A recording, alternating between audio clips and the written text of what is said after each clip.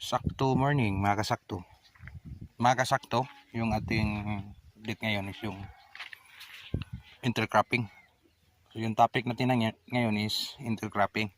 Ano ba ang perfect timing para ipasok yung ating siling labuyo o yung ating siling panigang?